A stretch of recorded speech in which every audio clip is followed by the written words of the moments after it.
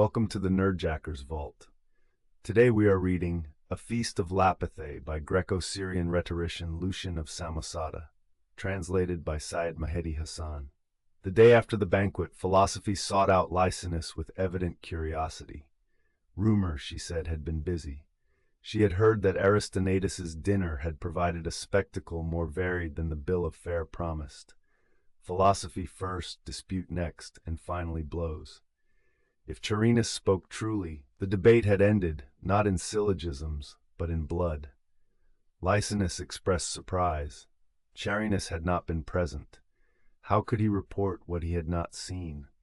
It appeared that Dionysius the physician had supplied the story, though he himself arrived only when the quarrel was already well underway. He had witnessed the swelling of the storm, not its first mutterings.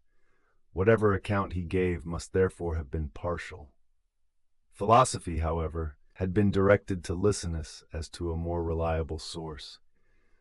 Dionysius had admitted his late arrival and affirmed that Lysinus had observed the entire sequence, arguments included, being no casual spectator, but a serious student of such matters. She therefore requested that the feast be spread before her once more in narration, this time soberly, without danger, and without the risk that wine or wounded pride might carry matters further. Lysinus at first demurred. It was scarcely proper, he suggested, to publicize what men did under the influence of Dionysus. Such indiscretions were best veiled and attributed to the god. There was an old maxim, babble when wet, forget when dry. Dionysius, in repeating what he had seen, had already done enough harm by splashing stale wine over the reputations of distinguished philosophers. Lysinus professed reluctance to add to the stain. Philosophy only accused him of coyness. He was, she implied, eager to tell the story and merely feigning restraint. Were she to leave, he would detain her and insist upon being heard. She therefore pretended indifference and made as if to seek another informant. At this, Lysinus yielded, on the condition that the account go no further. She then inquired into the occasion of the banquet. Was it the wedding of Aristonatus's son Zeno? It was not. The celebration honored his daughter Clenthis, who was being married to Carius, son of Eucritus the banker, a youth of good conduct, devoted to philosophy, and sole heir to considerable wealth. If somewhat young, he was at least advantageous. Philosophy observed, not without insight, that Eucritus's fortune must have weighed in the choice. As for the guests, Lysinus spared a complete list and named only those whose presence bore upon the intellectual character of the evening. There was Xenothamus, the aged Stoic. With him came Diphilus, known as Labyrinth, whose pupil was Aristonatus's son. The Peripatetics were represented by Cleodamus, a sharp disputant nicknamed Sword or Cleaver by his followers. Hermann the Epicurean also attended, and his entrance produced visible unease among the Stoics, who regarded him as though he had committed some moral crime merely by subscribing to pleasure. Yet he too was counted among the host's intimates, as were Histiaeus the literary man and Dionysodorus the rhetorician. The bridegroom brought his own teacher, Ion the Platonist, a man of grave bearing and remarkable composure, commonly called the Standard, so steady was his judgment believed to be. As Ion entered, the company parted and greeted him almost reverently. His presence seemed to elevate the occasion. When the guests had nearly all assembled, the seating was arranged. The women occupied the table to the right of the entrance, gathered around the heavily veiled bride. Opposite them sat the principal company, ranked according to precedence. At the foremost place sat Eucritus, with Aristonatus beside him. A question then arose concerning the next seat. Should it belong to Xenothamus by right of age, or to Hermann, who was both of noble birth and priest of the twin gods? Xenothamus resolved the difficulty decisively. If placed below the Epicurean, and he declared the name sufficient reproach, he would depart at once. He even summoned his servant as if to make good his threat. Hermann, with composure, yielded the higher seat, remarking that even if Xenothamus disdained Epicurus, courtesy might have suggested respect for priestly office. "Priest and Epicurean," retorted Xenothamus, and took his place. Hermann sat next below him. Cleodemus followed, then Ion with the bridegroom, then Lacinus, Diphilus and his pupil Zeno, and finally Dionysodorus and Histiaeus. It was, as philosophy observed, a veritable temple of the Muses, a gathering drawn from every sect. Aristonatus, though wealthy, was no mere lover of luxury. He valued learning and cultivated its society. The meal began in apparent harmony. The fare was abundant and varied. No dish was lacking. At this early stage, Cleodemus leaned toward Ion and quietly drew his attention to Xenothamus. The old Stoic, he observed, was energetically securing the choicest portions. Gravy adorned his garment, and he was passing no small share to his servant, seemingly indifferent to whether others might be left wanting.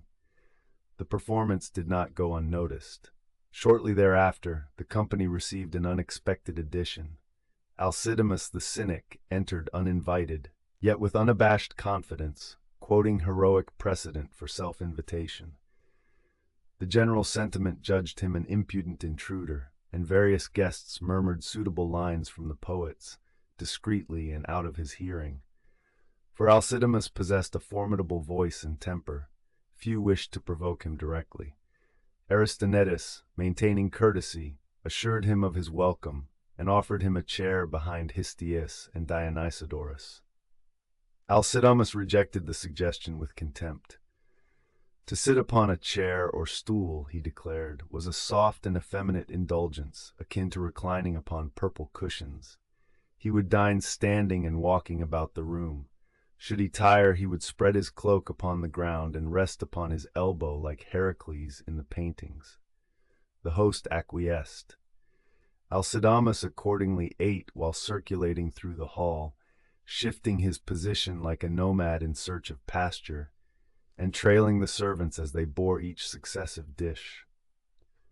Alcidamas, meanwhile, did not allow the serious business of eating to interfere with the still more serious business of denouncing mankind. Between mouthfuls, he discoursed energetically on virtue and vice, and poured contempt upon gold and silver. What need, he demanded, was there for this parade of costly cups, when plain earthenware would serve? The abundance of luxury seemed to him a personal affront.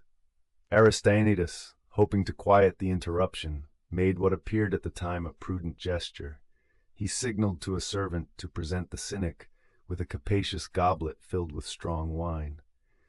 It was a generous solution, and, as events would show, an unfortunate one. For once the goblet was in his hands, Alcidamas subsided into temporary peace. He flung himself upon the ground as he had threatened, arranged his elbow upright, and assumed with great seriousness the pose of Heracles at the cave of Pholus, as painters are fond of depicting him. Thus stationed, he drank. By now the wine was circulating freely throughout the room. Toasts were exchanged, conversations multiplied, lamps were brought in as the light began to fade. It was at this stage that Licinus observed a detail which, though small, had its own significance. A handsome young cupbearer standing near Cleodemus wore an inexplicable smile. The observer, attentive to such undercurrents, watched to see its cause. Before long the boy approached to take Cleodemus's cup. As he did so, Cleodemus contrived to pinch his fingers, and with the vessel slipped him what seemed to be a couple of coins. The smile returned in acknowledgment of the pinch, but the money, apparently unnoticed, slipped from uncertain fingers and fell ringing to the floor. Two faces flushed. Those nearby heard the sound, but could not identify the culprit. The boy denied dropping anything. Cleodemus, though the coins had fallen near him, made no admission. The matter might have grown awkward had it attracted notice, but Aristaenetus, who seemed to understand more than he revealed, quietly transferred the boy elsewhere and replaced him with a sturdy fellow better suited to the grooming of mules than to the exchange of glances. Thus the incident was tactfully smothered before it could stain reputations. Alcidamas, having drained his goblet and learned the bride's name, now called loudly for silence. Turning toward the women's table, he shouted, "Clenthis, I drink to you in the name of my patron Heracles." Laughter answered him. He responded with indignation. Was it a crime, he demanded, to invoke Heracles in toasting a bride? If she refused to pledge him, he declared, she would never bear a son as brave, as independent in judgment, or as strong in body as himself. To illustrate the last quality, he displayed rather more of his own person than decorum permitted. The renewed laughter inflamed him. He stood glaring about the room, stick in hand, as though selecting a victim. Fortunately for the company, the arrival of an enormous cake diverted his wrath. He followed its progress attentively, applying himself to it with vigor, and peace was restored. Elsewhere, the wine had done its work. Dionysodorus, the rhetorician, was now delivering passages of his own composition, while servants stationed behind him supplied applause. Histiaeus, seated below, was engaged in a bold experiment, blending fragments of Pindar, Hesiod, and Anacreon into a single composite ode. The result was astonishing, and at moments strangely prophetic.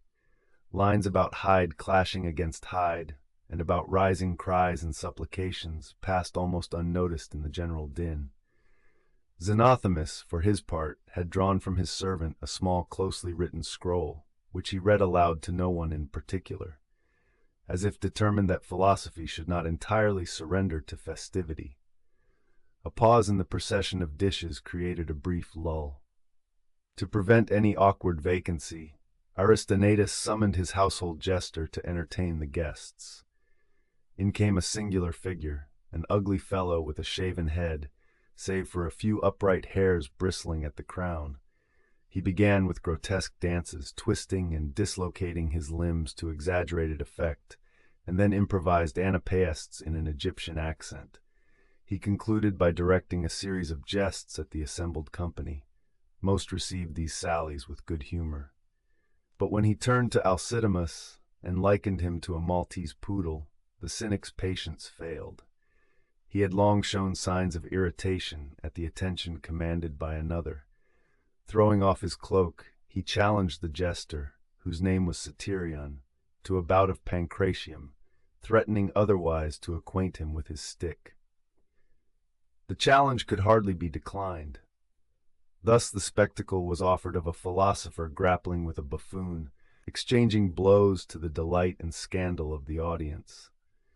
The encounter ended to general amusement, for Alcidamas, discovering that his opponent was tougher than he appeared, soon found himself at a disadvantage and was forced to concede. It was not long after this exhibition that Dionychus the physician arrived.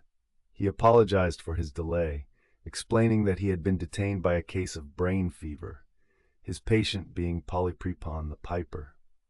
His account of the episode proved almost as diverting as the jester's performance. Entering the sick man's chamber unaware of the extent of the delirium, he had found the door suddenly secured behind him. The patient, brandishing a dagger, thrust a set of pipes upon him and commanded him to play. When Dionychus failed to comply, he was chastised with a strap across the palms. To extricate himself, he proposed a contest. They would play in turn, and forfeits would be exacted with the strap.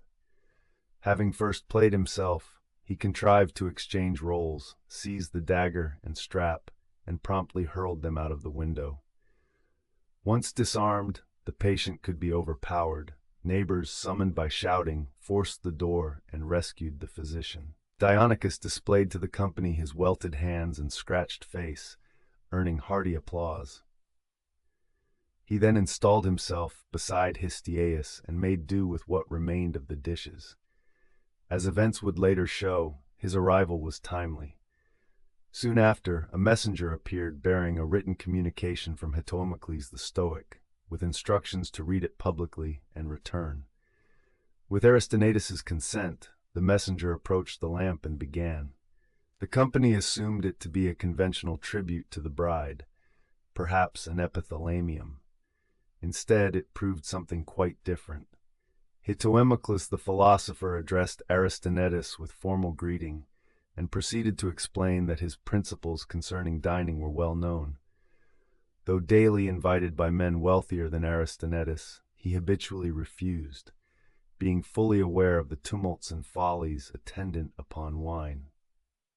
Yet if there were one omission he might reasonably resent, it was this, that he, a neighbor and longtime associate, had been excluded from the list of friends invited to the feast. The wound lay not in the loss of delicacies, wild boar, hare, pastry, for such fare he enjoyed elsewhere in houses that understood propriety.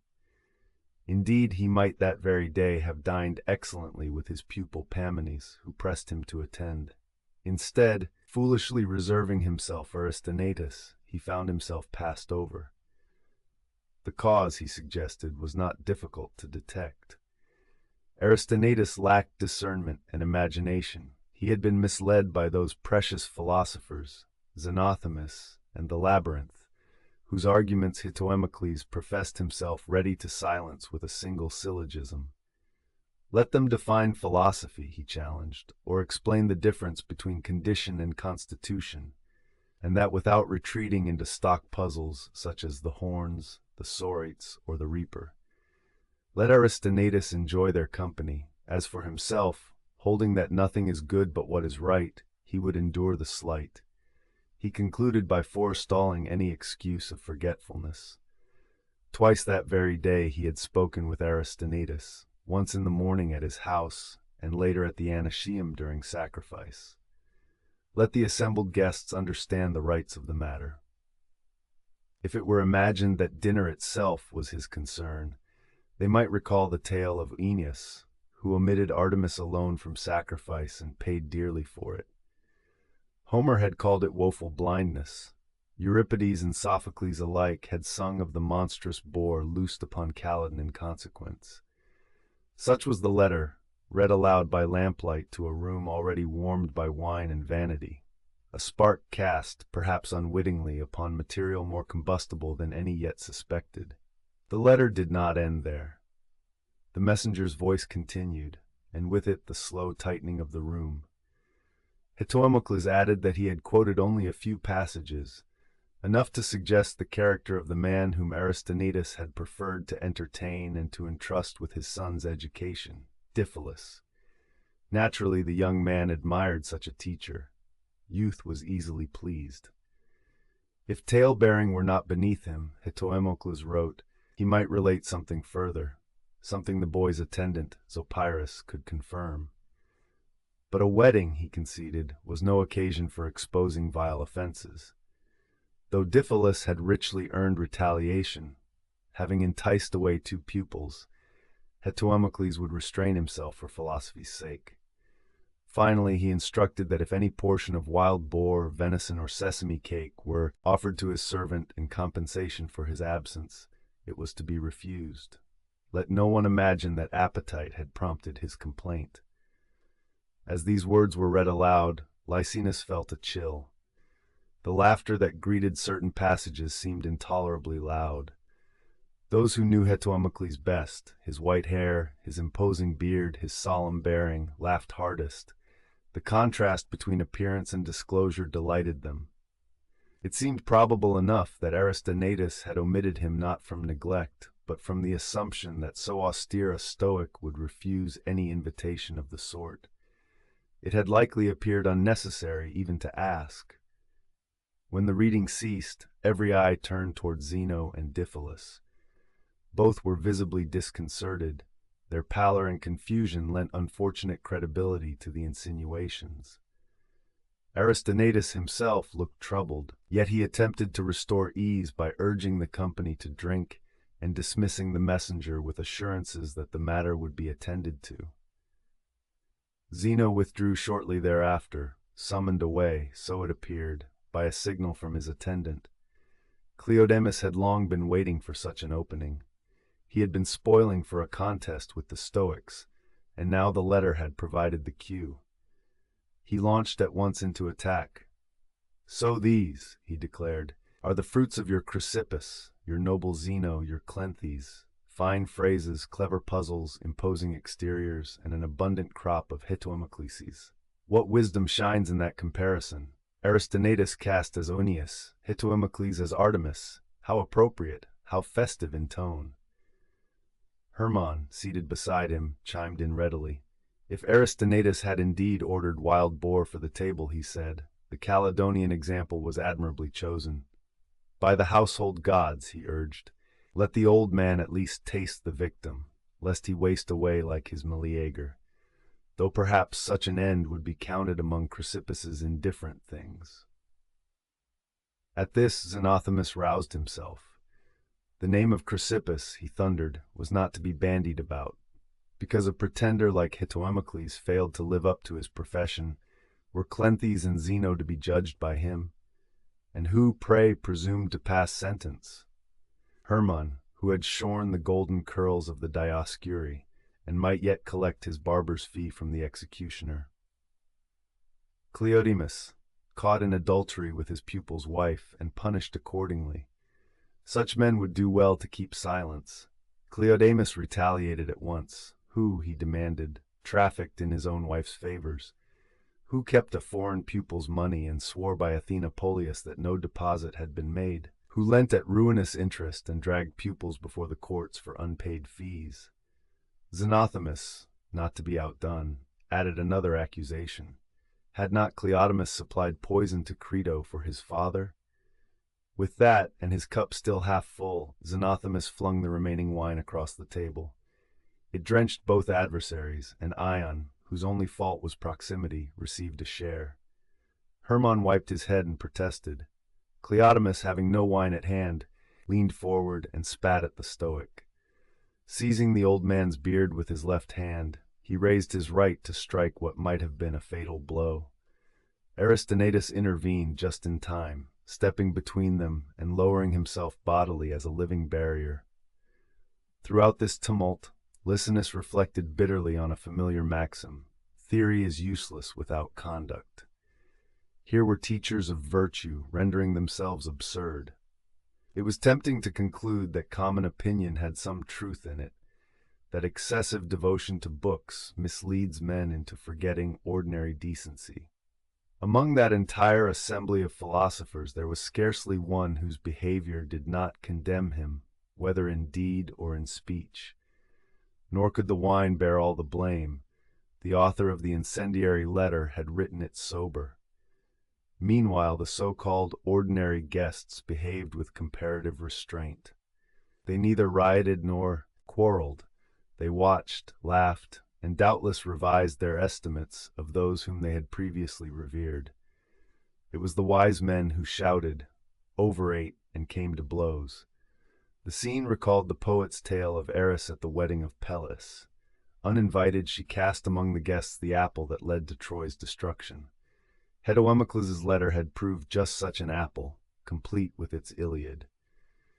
Aristonatus' efforts at mediation availed little. The quarrel continued. For the present, said Cleodamus, I am content to expose your ignorance. Tomorrow I shall deal with you more thoroughly. Explain, Xenothamus, or let your reputable Diphilus do it, why you Stoics call wealth indifferent, yet hang perpetually about the wealthy, lend money at interest, exact fees, and scramble for gain. If pleasure is to be condemned, why pursue it so eagerly? You resent not being invited. When you are invited, you devour everything and smuggle the rest to your servant. As he spoke, he made a sudden attempt to snatch the napkin held by Xenothamus's attendant, which bulged suspiciously with provisions. He meant to empty it publicly upon the floor, but the boy clung to it stubbornly, and the exposure failed. Hermann applauded the thrust. Yes, let them explain why they denounce pleasure and yet claim the largest share. Xenothamus tried to reverse the charge, demanding Cleodemus prove that wealth was not indifferent. Cleodemus refused. The challenge was theirs. The argument seesawed back and forth without progress until Ion, who had thus far maintained dignified reserve, intervened. He proposed a more fitting subject for the occasion, one worthy of philosophical discussion without descending into personal rivalry. Let them, he suggested, take a page from Plato and debate as philosophers, not as litigants. The company welcomed this proposal with relief, particularly Aristonetus and Eucritus, who saw in it an escape from escalating hostility. The host returned to his place, hopeful that peace might yet be restored. At that moment the final course, the repast, as it was termed, was brought in. Each guest received a portion, a bird, a slice of wild boar, a piece of hare, fried fish, sesame cakes, and sweetmeats, all of which might be carried home if desired. Not every man, however, had his own separate table. Aristonetus and Eucritus shared one, Xenothamus and Hermon another, Cleodamus and Ion a third, the bridegroom and Licinus the next, owing to Zeno's absence, found himself in possession of a double share. These arrangements, trivial as they seemed, would soon prove far from irrelevant as Licinus emphasized Philo to remember it all. Ion, having secured a momentary truce, announced that he would begin. He paused to collect himself, surveying the assembly as though weighing its intellectual capacity. With so much talent present, he observed, one might naturally select a lofty theme, ideas, incorporeals, or the immortality of the soul. Yet such subjects, given the diversity of views in the room, might only renew contention. He would therefore turn to a topic more appropriate to the occasion, marriage. The highest philosophical counsel, he suggested, would be to dispense with marriage altogether and, following Plato and Socrates, devote oneself instead to the contemplation of male beauty. Only thus could perfect virtue be attained. If, however, marriage must be conceded as a practical necessity, then the Platonic solution presented itself.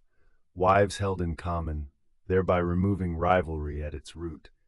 The inopportuneness of this discourse, delivered at a wedding feast and within earshot of the women's table, produced laughter. Dionysodorus, ever alert to smaller prey, objected not to the doctrine but to the diction, advising Ion to spare the company provincial expressions, or at least to furnish authority for the word rivality. Ion dismissed the criticism with polite contempt. Dionysodorus prepared to respond in kind, but Histiaeus intervened, proposing to read an epithalamium. Without delay he launched into verse, declaiming an effusion in which Clenthis was likened to goddesses and heroines, and the bridegroom to the noblest figures of epic renown. The hall, he proclaimed, resounded with hymeneal song in honor of the pair. The poem was received with the laughter such compositions ordinarily invite, and while the amusement subsided, attention turned to the distribution of the repasts. Aristonetus and Eucritus took their respective portions from their shared table. Carius and Licinus did the same, as did Ion and Cleodamus.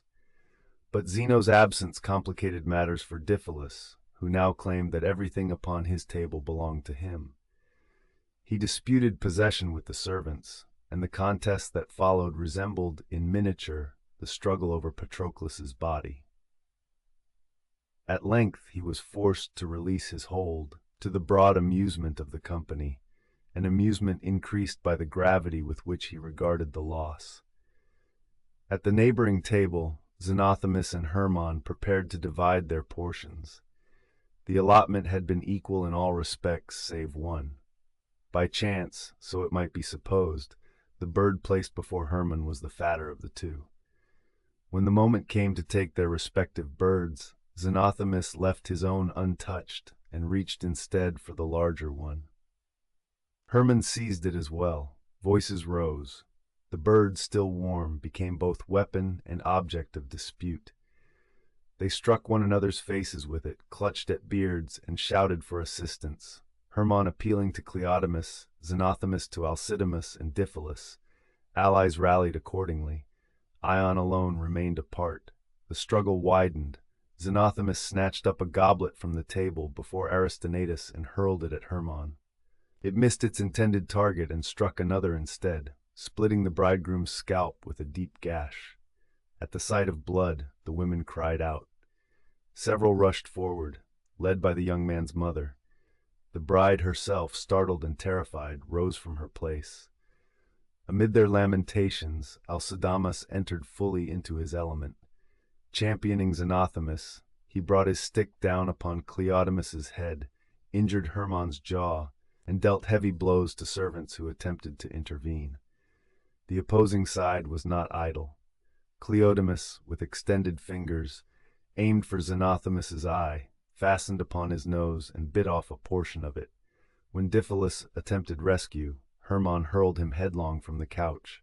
Histiaeus, endeavoring to separate the combatants, received a kick in the teeth, Cleodamus mistaking him for Diphilus. The unfortunate man of letters fell back, disgorging blood, in language that might have pleased his literary taste, had it not been so painfully literal. The room dissolved into tumult. Women clustered about the wounded bridegroom, wailing, others shouted for peace. At the center of the devastation stood Alcidamas, who, having routed those immediately before him, struck indiscriminately at whatever came within reach. His broken stick alone prevented further injury. Tables lay overturned, bowls flew through the air, and blood ran freely. The scene recalled with uncomfortable fidelity the struggle of Lapiths and Centaurs. At last Alcidamas overturned the lamp. Darkness fell abruptly and confusion deepened. In the obscurity, fresh outrages were committed.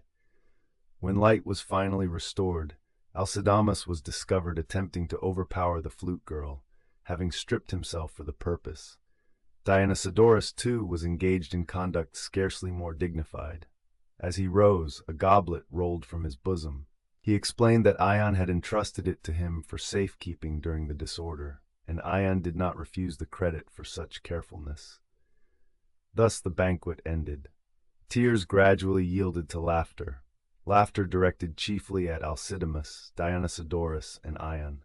The wounded were borne away in pitiable condition. Xenothamus departed holding one hand to his injured nose and the other to his eye, crying out that the pain was insupportable. Hermon, having lost 2 teeth, nevertheless called after him that pain, surely, was not to be counted among things indifferent. The bridegroom, attended by Dionysodorus, was carried off with his head bound in bandages, in the very carriage meant to convey him home with his bride. It had proved a sorry wedding feast.